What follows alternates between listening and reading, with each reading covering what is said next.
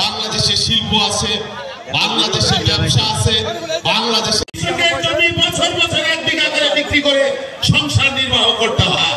আর আমাদের নেতারা, দুর্বৃত্ত নেতারা 15 বছর দেখছি এই কৃষকের ঘাম ঝরানো টাকা, এই টাকা চুরি করে বিদেশে সম্পদের পাহাড় তৈরি করে করতে পারবে না। আজকে দেখেন শেখ হাসিনার অবস্থান কোথায়। আচ্ছা, আপনাদের মধ্যে ভুল বুঝাবুঝি হয় না? আচ্ছা, তো ভুল বুঝাবুঝি হয় কিনা?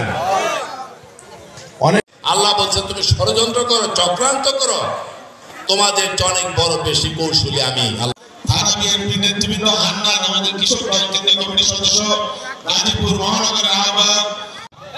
বাংলাদেশে শিল্প আছে, বাংলাদেশে ব্যবসা আছে, বাংলাদেশে বহুদিন কথা বলতে পারি না, কোন অপরাধ করে নাই, কোন দোষ ছিল না, এই মাটিতে দাঁড়িয়ে কথা বলার জন্য আমাদের সুযোগ দেওয়া হয় না। আপনি কি বলবেন? আল্লাহ তাকে সুস্থ করে দেন, এই কথাটা বলবেন না? মায়েরা বোনেরা চিন্তা করেন, যার সাথে আপনার বিরোধ আছে, মনোমালিন্য আছে, মুক্তারপুর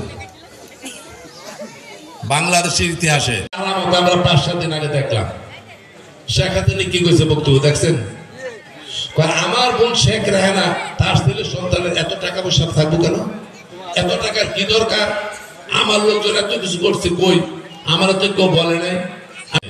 আমরা একটা পরিবেশ পেয়েছি, এই পরিবেশটা অর্জন করতে গিয়ে আমাদেরকে অনেক ত্যাগ স্বীকার করতে হয়েছে, আমাদের নেত্রীকে সীমাহীন কষ্ট ভোগ করতে হয়েছে। আপনার আখেরাতে সঙ্গী হবে।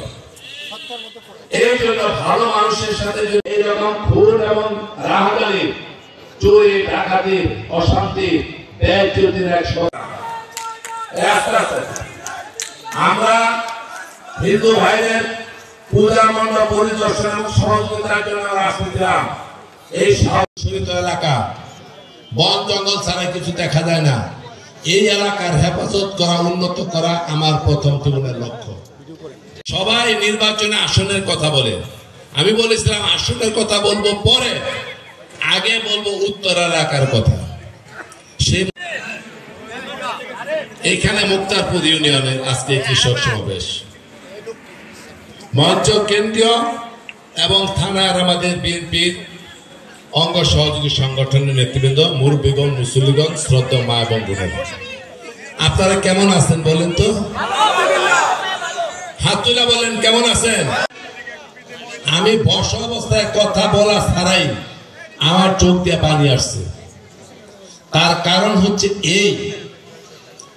এই যে আজকে বড়গড় যে মাঠে দাঁড়িয়ে